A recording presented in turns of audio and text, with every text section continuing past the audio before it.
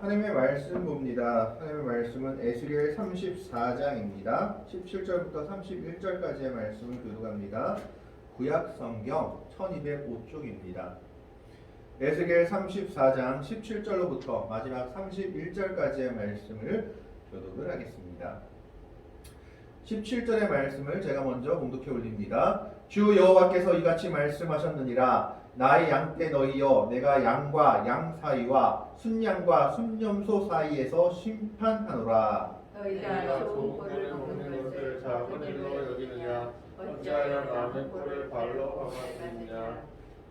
너희가 맑은 물을 마시는 것을 작은 일로 여겼느냐? 어찌하여 남의 물을 발로 더럽혔느냐? 나의 양은 너희 발로 밟은 것을 먹으며 너희 발로 더럽힌 것을 마시는도다 하셨느니라. 그러므로 주 여호와께서는 그들에게 이같이 말씀하시되 나 곧 내가 살찐 양과 화려한 양 사이에서 심판하리라. 너희가 옆구리와 어깨로 밀어뜨리고 모든 병든 자를 뿔로 받아 무리를 밖으로 흩어지게 하는도다. 그러므로 내가 내 양떼를 구원하여 그들로 다시는 노략거리가 되지 아니하게 하고 양과 양 사이에 심판하리라. 내가 한 목자를 그들 위에 세워 먹이게 하리니 그는 내 종 다윗이라. 그가 그들을 먹이고 그들의 목자가 될지라. 나 여호와는 그들의 하나님이 되고 내 종 다윗은 그들 중에 왕이 되리라. 나 여호와의 말이니라. 내가 또 그들과 화평의 언약을 맺고 악한 짐승을 그 땅에서 그치게 하리니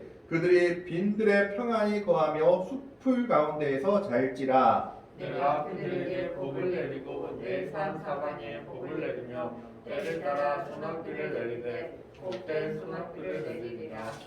그리한즉 밭에 나무가 열매를 맺으며 땅이 그 소산을 내리니 그들이 그 땅에서 평안할지라. 내가 그들의 멍에의 나무를 꺾고 그들을 종으로 삼은 자의 손에서 그들을 건져낸 후에 내가 여호와인 줄을 그들이 알겠고 그들이 다시는 이방의 노략거리가 되지 아니하며 땅의 짐승들에게 잡아먹히지도 아니하고 평안히 거주하리니 놀랄 사람이 없으리라. 내가 그들을 위하여 파종할 좋은 땅을 일으키리니 그들이 다시는 그 땅에서 기근으로 멸망하지 아니할지며 다시는 여러 나라의 수치를 받지 아니할지라. 그들이 내가 여호와가 그들의 하나님이며 그들과 함께 있는 줄 알고 그들 곧 이스라엘 족속이 내 백성인 줄 아리라.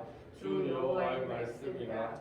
31절의 말씀을 같이 읽습니다. 내 양 곧 내 초장의 양 너희는 사람이요 나는 너희 하나님이라. 주 여호와의 말씀이니라. 아멘. 이스라엘 백성들에게는 커다란 세 가지 자부심이 있었습니다. 그 자부심이 뭐냐 하면 우리는 이방과는 다르다라면서 세 가지를 얘기했는데 뭘 얘기했냐? 첫 번째, 우리는 하나님이 특별히 택하신 민족이다. 선민 사상이 있습니다. 두 번째는 우리는 하나님이 우리를 사랑하셔서 너희들에게 없는 율법을 주셨다. 그래서 율법을 우리는 가지고 있는 너희와 다른 민족이다. 그래서 율법에 대한 하나님께서 직접 주신 언약궤라든지 이런 율법에 대한 자부심이 있었던 겁니다. 우리 하나님 택하신 백성, 특별히 그래서 우리 율법도 하나님이 직접 주신 민족이다. 세 번째는 어떤 자부심이 있었냐? 우리는 하나님이 거하시는 성전을 가지고 있다. 예루살렘 성전이 우리한테 있다.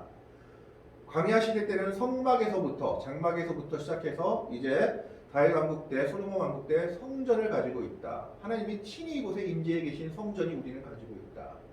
그래서 우리는 이것 때문에 너희들과는 하나님이 특별하게 다르다고 생각하며 그들은 절대 우리는 망하지 않는다라고 생각을 했던 겁니다. 그랬던 것이 그들의 죄악으로 말미암아 바벨론의 침략으로 남유다마저 완전히 멸망해 버리면서 성전도 불탔고 그들이 자랑했던 율법인 돌판을 넣어둔 언약궤도 사라져 버렸습니다. 그리고 그들이 특별히 하나님이 택하신 백성이라고 생각했는데 오히려 이방 백성, 죽을 놈이라고 생각했던 바벨론한테 자기들이 포로 생활을 하며 완전히 처참하게 정복당하는 것을 보고 그들의 선민사상, 하나님이 특별히 택하신 민족이다라는 선민사상도 무너져 버렸습니다. 그래서 포로 생활을 하는 이스라엘 백성들에게는 어떤 생각이 있었느냐? 하나님이 우리를 버렸다. 하나님이 우리를 떠나셨다라는 생각이 만연했던 겁니다. 그런 이스라엘 백성들에게 소망을 주고 있는 것이 바로 에스겔서의 말씀입니다. 그래서 에스겔서 1장에선 에스겔 선지자가 무엇을 말하느냐? 포로로 끌려가는 가운데 내가 그발 강가에서 하나님의 영광을 봤다. 하나님은 포로로 끌려가는 우리들하고도 함께 있었다라고 얘기하며 마지막 48장에서는 여호와 삼마의 성읍을 이야기하면서 여호와 삼마라는 것은 하나님이 거기 계시다라는 뜻으로 하나님은 포로로 잡혀와 있는 이스라엘 백성들, 하나님의 백성들이 있는 곳 어디든지 거기 하나님이 함께 계시다라는 소망을 주면서 끝맺고 있습니다. 그래서 에스겔서의 구절을 잘 살펴보면 1장부터 24장까지는 심판의 메시지고 25장부터 32장까지는 열방들에 대한 심판, 애굽이나 에돔이나 이스라엘을 괴롭혔던 민족들에 대한 심판을 이야기합니다. 그리고 33장부터는 회복에 대해서 얘기하는데 33장은 파수꾼의 역할에 대해서 얘기하고 34장부터 48장까지 회복에 대해서 전격적인 내용들이 들어갑니다. 그래서 34장부터 48장까지 8가지 회복을 이야기합니다. 그 8가지 회복이 무엇이냐면 첫 번째가 여호와께서 목자의 역할을 회복하실 것이다. 두 번째가 여호와께서 땅을 회복하실 것이다. 세 번째가 여호와의 영광이 회복될 것이다. 네 번째가 여호와의 백성을 회복하실 것이다. 다섯 번째가 여호와의 언약이 회복될 것이다. 여섯 번째가 여호와의 주권이 회복될 것이다. 일곱 번째가 백성 가운데 하나님의 임재가 회복될 것이다. 여덟 번째가 땅에서 하나님의 임재가 여호와의 임재가 회복될 것이다. 여호와 삼마의 성읍으로 끝을 맺고 있는 것을 보게 됩니다. 그 중에서 가장 첫 번째 여호와의 목자 역할이 회복될 것이다 라고 말하고 있는 장이 오늘 우리가 읽고 있는 본문 34장의 내용입니다. 본문 34장은 1절부터 읽어보면 1절부터 16절까지에는 거짓 목자와 참 목자에 대해서 이야기하고 있습니다. 그러면서 1절부터 6절까지의 내용은 거짓 목자들에 대한 심판을 이야기하고 있는데 34장 2절에 보면 인자야 너는 이스라엘 목자들에게 예언하라. 그들 곧 목자들에게 예언하여 이르기를 이라고 기록되어 있습니다. 여기서 이스라엘의 목자들을 누구를 지칭하느냐에 따라서 해석이 조금 달라질 수 있겠지만 많은 주석학자들이 대부분 의견 일치를 보는 것은 여기서 이스라엘의 목자들이라고 지칭된 사람들은 이스라엘의 지도자들이다 라고 생각을 합니다. 왕, 그리고 제사장, 서기관, 바리새인들 같은, 바리새인은 후의 사람이죠. 자, 왕, 제사장들, 종교 지도자, 정치 지도자들, 관리들, 방백들, 백성들을 이끌어가고 다스려야 할 사람들을 이스라엘의 목자들이다라고 지칭한 것입니다. 그러니까 지금으로 말하면 우리나라로 말하면 사회 지도 계층 이 사람들을 이스라엘의 목자들이다라고 지칭하고 있습니다. 그러면서 1절부터 6절까지는 그 목자들의 죄에 대해서 하나님께서 책망하고 계시는데 이 이스라엘의 목자들의 죄는 크게 세 가지입니다. 첫 번째 죄는 무슨 죄냐 하면 백성들보다 자신들의 이익을 취한 것입니다. 2절과 3절의 내용을 보면 2절의 후반부에 보면 이렇게 되어 있습니다. 주 여호와께서 이같이 말씀하시되 자기만 먹는 이스라엘 목자들은 화 있을진저 목자들이 양떼를 먹이는 것이 마땅하지 아니하냐. 3절에 보겠습니다. 너희가 살찐 양을 잡아 그 기름을 먹으며 그 털을 입되 양떼는 먹이지 아니하는도다. 목자는 양떼에 대한 책임이 있습니다. 어떤 책임이 있냐 하면 목자는 양떼를 보호해야 할 책임이 있습니다. 양을 보호하고 지켜야 할 책임이 있는데 오늘 말씀을 보면 그들은 양의 무리를 보호받아야 할 의무가 있는 자로 여기기보다는 오히려 그들에게서 부를 착취할 수 있는 재물을 착취할 수 있는 부의 출처로 여겼다라는 겁니다. 이 3절 말씀에 살찐 양을 잡아 그 기름을 먹는다. 백성들의 고열을 빨아가지고 짜내가지고 지도자들이 자기 배를 채우고 있다라는 얘기입니다. 이스라엘 백성들의 지도자들이 오히려 양의 무리를 보호했는데 보호하는 것이 아니라 양을 잡아먹고 양의 기름을 빼서 먹고 있는 자들이었던 겁니다. 가난한 자를 보호하는 것이 아니라 오히려 그 가난한 자에게서조차 피를 빨아먹고 있는 시대였던 겁니다. 두 번째는 백성들에 대해서 가혹하게 굴었다라는 겁니다. 다스리는 자들이 하나님의 공의와 온유를 가지고 백성들을 다스려야 하는데 백성들에 대해서 가혹하게 굴었습니다. 목자는 양을 보호해야 될 책임뿐만 아니라 양떼를 맑은 초장, 즉 양이 먹어야 될 꼴로 인도하며 또 맹수들의 공격으로부터 그들을 보호하고 상한 양은 건강해지도록 간호하며 길을 잃거나 잃어버린 양을 찾아야 하는 것이 목자의 역할입니다.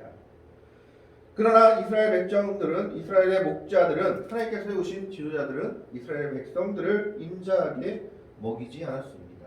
4절의 말씀을 한번 봅니다.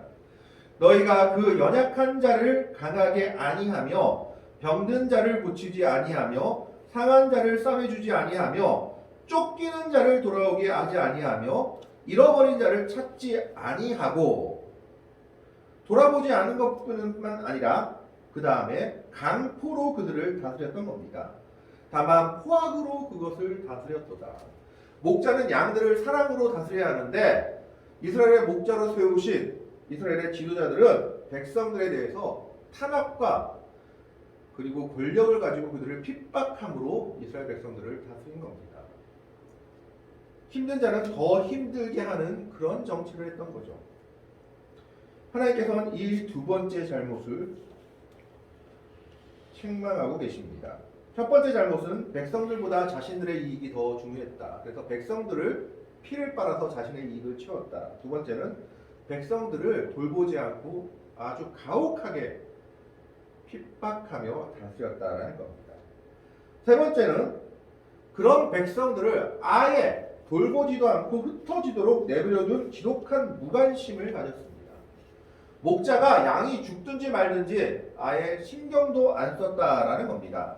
5절 말씀을 봅니다. 5절과 6절의 말씀을 보면 목자가 없으므로 그것들이 흩어져서 모든 들짐승의 밥이 되었도다. 목자가 양을 보호하긴커녕 양이 어디 가든지 신경 쓰지 않아가지고 개들이 들짐승에게 잡아먹힌 겁니다. 6절에 내 양떼가 모든 산과 높은 맷뿌리에마다 유리되었고 내 양떼가 온 지면에 흩어졌대 찾고 찾는 자가 없었도다. 아주 그냥 무관심하게 백성들은 죽든지 말든지 그리고 높은 산과 높은 맷뿌리에 유리되었다라는 것은 해석을 할 때는 우상을 섬기는 모습입니다. 그 우상을 섬기든지 말든지 너희 알아서 살고 너희 죽으려면 죽고 지도자가 백성에게 전혀 관심이 없었던 겁니다. 이런 죄악을 갖고 있는 이런 지도자들의 모습, 이스라엘이 목자라고 세운 그들의 모습을 보고 하나님께서 7절과 10절에 뭘 얘기합니까? 이런 목자들은 내가 친히 심판할 것이다 라고 얘기하면서 11절과 16절에는 하나님께서 얘기하시는 것이 무엇이냐? 안 되겠다. 사람들을 목자로 세워놓으니까 도저히 얘들이 목자 역할을 잘 못하는구나. 내가 친히 이스라엘 백성의 목자가 되어야겠다라고 얘기하고 계신 겁니다. 그래서 이스라엘 백성들의 목자가 되겠다라고 말하면서 하나님께서는 17절부터 얘기하면서 어떤 목자를 이스라엘의 목자로 세우실지를 얘기하고 있습니다. 어떤 목자를 이스라엘 백성의 목자로 세우실지를 17절부터 얘기하고 있는데 17절 말씀은 16절의 살찐 자와 강한 자와 연결됩니다. 17절 말씀 먼저 보겠습니다. 주 여호와께서 이같이 말씀하셨느니라. 나의 영때 너희여 내가 양 사이와 순양과 순년소 사이에서 심판하노라. 그러니까 양이나 염소나 이 당시는 다 그냥 가축 종류입니다. 그래서 양인데 양과 양 사이에서 뭘 심판하지? 목자를 심판한다 그래놓고 왜 또 갑자기 양들 사이에서 심판한다 그러지? 라고 얘기할 수 있습니다. 근데 16절 말씀 봅니다. 16절 그 잃어버린 자를 내가 찾으며 쫓기는 자를 내가 돌아오게 하며 상한 자를 내가 싸매주며 병든 자를 내가 강하게 하려니와 살찐 자와 강한 자는 내가 없애고 정의대로 그것들을 먹이리라. 이게 무슨 말이냐면 목자들은 하나님의 백성들을 제대로 다스리지 못해서 심판받겠다라고 하나님이 미리 얘기하셨습니다. 근데 목자들 말고 백성들 중에서도 심판받을 사람들이 있었던 겁니다. 그게 무슨 말이냐? 양과 양 사이라는 건 서로 다른 종류의 양을 이야기합니다. 그래서 어떤 양을 얘기하냐 하면 서로 다른 종류의 양을 얘기하는데 어떤 종류의 양을 얘기하냐 하면 권력에 빌붙어 가지고 기생하는 자들, 그런 양들을 얘기합니다. 무슨 말이냐 하면 불의한 권력에 기생해서 약한 백성들을 착취하는 데 조력한 대지주들이나 폭리를 일삼은 거상들과 같은 중간계층의 집단이 있었다는 겁니다. 지도자들이 잘못하면 중간에서라도 이러면 안 된다라고 얘기하는데 그 지도자들의 잘못에 기생해서 같이 더 어려운 자들의 피를 빨아먹는 중간계층이 있었던 겁니다. 그래서 그것에 대해서도 분명히 내가 심판할 것이다 라고 얘기하고 있는 겁니다. 그들이 잘못한 것이 무엇인지는 18절 19절의 말씀에 나와 있습니다. 18절 19절의 말씀에 보면 너희가 좋은 꼴을 먹는 것을 작은 일로 여기느냐 어찌하여 남은 꼴을 발로 밟았느냐. 이스라엘 백성들에게 하나님이 율법을 주실 때 하나님께서 명령하신 것이 있습니다. 수확할 때 가장자리는 남겨두고 그리고 땅에 떨어진 것은 줍지 말라. 이것은 들짐승과 가난한 자들을 위해서 남겨진 몫이다 라고 분명히 율법에 얘기하셨습니다. 그런데 이들은 그 율법을 지키지 않았던 겁니다. 남은 것마저 다 가져가고 가난한 자가 조금이라도 취할 것을 없게 만들어 버린 것이죠. 그리고 심지어 그들이 먹을 것조차 먹지 못할 것으로 만들어 버렸던 겁니다. 어찌하여 남은 물을 발로 더럽혔느냐. 19절에 나의 양은 하나님의 양들을 이야기합니다. 핍박받는 어린 양들을 이야기하죠. 너희 발로 밟은 것을 먹으며 너희 발로 더럽힌 것을 마시는도다 하셨느니라. 이스라엘의 목자로 세우신 지도자들에 대해서 심판하시겠다고 했지만 더 나쁜 사람들이 있습니다. 지도자도 나쁘지만 거기에 빌붙어서 같이 가난하고 약한 자를 핍박하는 사람들이었던 겁니다. 그들은 더 악랄하게 핍박했던 겁니다. 심지어 하나님의 율법마저 지키지 않고 가난한 자가 먹을 것까지 빼앗는 사람들이었던 겁니다.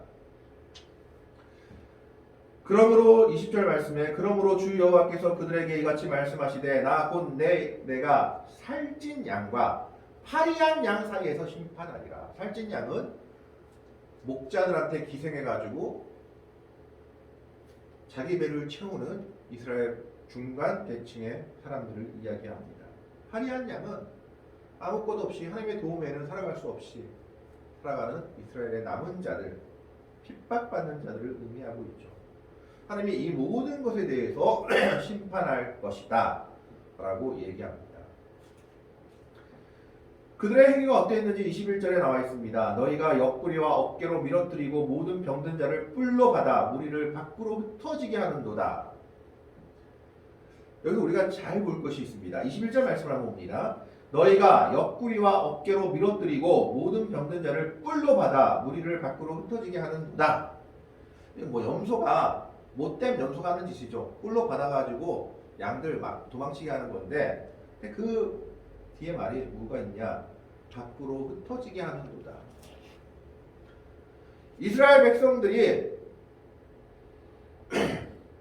바벨론의 침략과 그 다음에 아수르의 침략 때문에만 흩어진 것이 아니다라는 겁니다. 바벨론의 침략과 아수르의 침략으로 포로가 되어서 흩어졌지만 지도자를 하는 사람들 그리고 그 지도자의 빌붙어서 권력을 누리는 자들의 그 핍박 때문에 또 돌아다니는 이스라엘 백성들이 생겼다라는 겁니다. 그만큼 그들의 죄악이 심했다라는 것을 말하고 있죠. 그런 그들의 모습을 보면서 하나님은 마음이 아팠던 겁니다. 그래서 22절, 24절에 하나님께서 특별히 그 양들을 위해서 한 목자를 세우겠다라고 말씀합니다. 22절에 그러므로 내가 내 양떼를 구원하여 그들로 다시는 노략거리가 되지 아니하게 하고 양과 양 사이에 심판하리라. 내가 한 목자를 그들 위에 세워 먹이게 하리니 그는 내 종 다윗이라. 그가 그들을 먹이고 그들의 목자가 될지라. 여기서 한 목자라고 했을 때 원어의 의미를 보면 하나라는 의미도 있지만 에하드라고 하는데 하나라는 의미도 있지만 유일하다라는 의미도 있습니다. 그래서 하나님께서 한 목자를 세우신다라고 했을 때 이제 유일한 목자는 이 목자만이 진정한 이스라엘의 목자가 될 것이다. 유일하다라고 말하고 있습니다. 그래서 그들 위해 세워 먹이게 하리니 그는 내 종 다윗이라고 얘기합니다. 근데 이 당시는 이미 다윗이 죽었거든요. 그럼 다윗을 어떻게 세우겠다? 다윗을 다시 살리겠단 말이냐? 아니죠. 에스겔서는 미래를 예언하고 있는 책입니다. 이 목자는 바로 예수 그리스도를 의미합니다. 다윗의 혈통에서 나와서 영원한 왕위를 계속 계승하실 예수 그리스도, 그분이 우리의 진정한 목자가 되실 것이다. 하나의 목자가 되실 것이다 라는 겁니다. 그가 그들을 먹이고 그들의 목자가 될지라 라고 말씀하고 있습니다. 그래서 목회자를 목자라고 말씀하고 있는 것은 잘못했습니다. 우리의 목자는 예수 그리스도 외에는 없습니다. 우리의 목자는 한 목자, 다윗의 혈통에서 오신 예수 그리스도만이 우리의 목자이신 겁니다. 그분만이 우리의 진정한 목자요 유일한 목자이십니다. 그래서 이 목자를 통해서 어떤 일이 일어나느냐? 24절에 나 여호와는 그들의 하나님이 되고 내 종 다윗은 그들 중에 왕이 되리라. 나 여호와의 말이니라. 하나님이 하나님답게 될 것이다 라는 겁니다. 예수 그리스도가 우리의 목자가 되셨을 때 우리는 제대로 하나님을 바라볼 수 있고 하나님을 제대로 섬길 수 있고 하나님과의 관계가 온전해질 수 있다라는 겁니다. 예수 그리스도만이 우리의 목자시요 그리고 우리의 온전한 믿음의 근원이시다라는 것을 말하고 있는 겁니다. 다른 이는 없는 겁니다. 목자는 하나이십니다. 한 목자는 바로 다윗의 혈통으로 오신 다윗의 자손으로 오신 예수 그리스도, 그분만이 한 목자이십니다. 그래서 이 목자를 세운 다음에 25절부터 31절까지는 하나님께서는 화평의 언약을 내가 이제 이스라엘 백성들과 맺을 것이다 라고 얘기합니다. 25절 말씀 봅니다. 내가 또 그들과 화평의 언약을 맺고 악한 짐승을 그 땅에서 그치게 하리니, 악한 짐승은 연약한 자들을 물어뜯는 사람들을 이야기하죠. 그래서 그들이 어떻게 되냐? 그들이 빈들에서 평안히 거하며 숲풀 가운데에서 잘지라. 들에서 자고 숲풀 가운데서 잘 수 있는 것은 산속에서 숲속에서 잔다는 건데 어떻게 이렇게 잘 수 있을까요? 이사야 35장에 나오는 것처럼 어린 양이 사자와 뛰노는 모습이 구현되는 때입니다. 악한 짐승이 사라지게 되어 있으므로 숲풀에서도 잘 수 있고 빈들에서도 잘 수 있는 겁니다. 악한 짐승이 있다면 빈들에서, 숲풀에서, 산속에서, 숨속에서 절대 잘 수 없죠. 자다가 물려 죽을 수도 있습니다. 하나님께서는 그 악한 짐승을 없애겠다라고 얘기하고 있는 겁니다. 그러면서 또 뭘 얘기합니까? 이 땅에서 너희가 하는 일이 잘 될 것이다 라고 얘기하고 있습니다.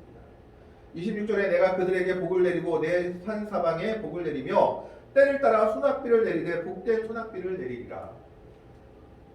비가 적은 지역이 이스라엘 지역이었습니다.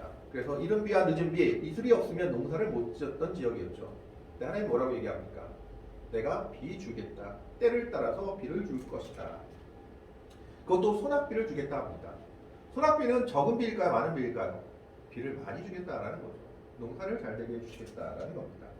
그래서 어떤 일이 일어나느냐? 27절에 그리한즉 밭에 나무가 열매를 맺으며 땅이 그 소산을 내리니 그들이 그 땅에서 평안할지라. 내가 그들의 멍에를 나무를 꺾고 그들을 종으로 삼은 자의 손에서 그들을 건져낸 후에 내가 여호와인지를 그들이 알겠고 28절에 그들이 다시는 이방의 노략거리가 되지 아니하며 땅의 짐승들에게 잡아먹히지도 아니하고 평안히 거주하리니 놀랄 사람이 없으리라. 평안한 삶, 평강의 삶을 그들에게 주시겠다. 농사를 회복해서 땅을 축복해서 그들에게 평안을 주시겠다라고 약속하고 있는 겁니다. 뿐만 아니라 29절의 말씀을 봅니다. 내가 그들을 위하여 파종할 좋은 땅을 일으키리니 뭡니까? 씨 뿌리면 농사가 잘 될 땅 주겠다. 그들이 다시는 그 땅에서 기근으로 멸망하지 아니할지며 다시는 여러 나라의 수치를 받지 아니할지라라고 얘기합니다. 그래서 결론적으로 30절 31절에는 임마누엘의 약속을 하고 계십니다. 30절 31절을 같이 봅시다. 그들이 내가 여호와 그들의 하나님이며 그들과 함께 있는 줄을 알고 그들 곧 이스라엘 족속이 내 백성인 줄 알리라. 주 여호와의 말씀이니라. 31절 내 양 곧 내 초장의 양 너희는 사람이요 나는 너희 하나님이라. 주 여호와의 말씀이니라. 이 30절과 31절의 약속은 우리가 구약에서 잘 보는 약속의 내용 중에 하나입니다. 나는 너희 하나님이 되고 너희는 나의 백성이 되리라는 약속이죠. 출애굽기 6장 7절에 나왔고 사무엘하 7장 23절 24절에 나온 약속입니다.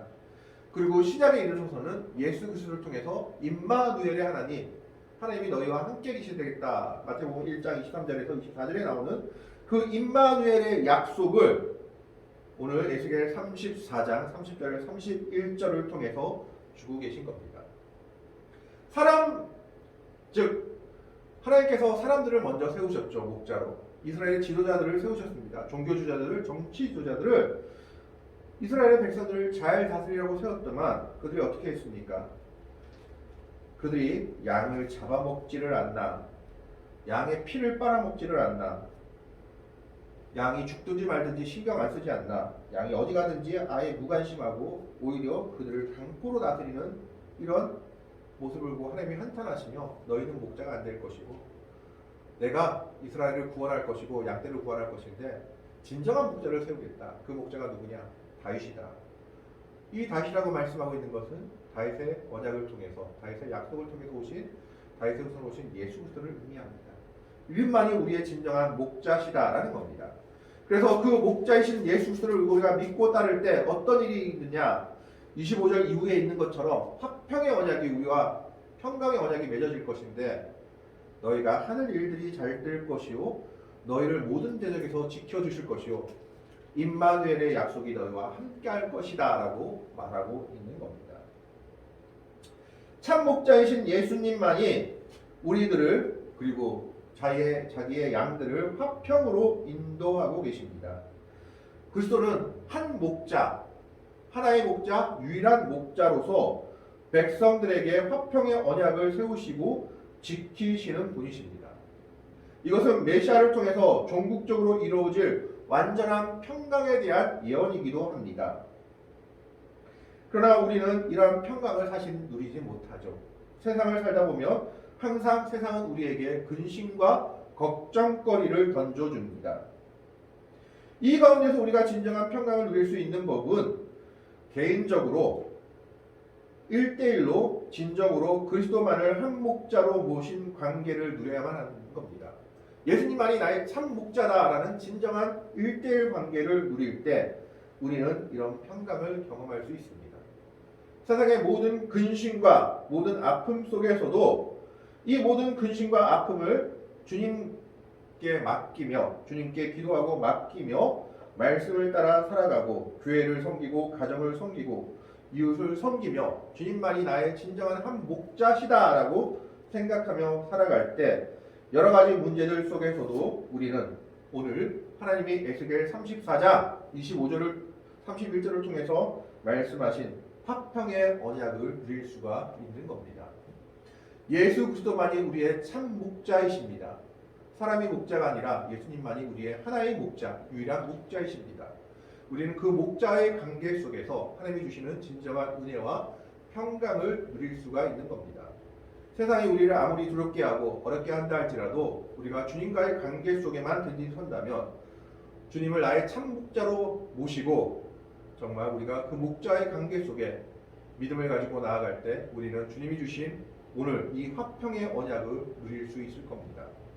주님을 나의 목자로 삼고 주님과 참 목자의 관계 속에서 아름다운 화평의 언약의 은혜들을 누릴 수 있는 복되고 아름다운 믿음의 백성들이 될 수 있기를 주님의 이름으로 간절히 축원합니다.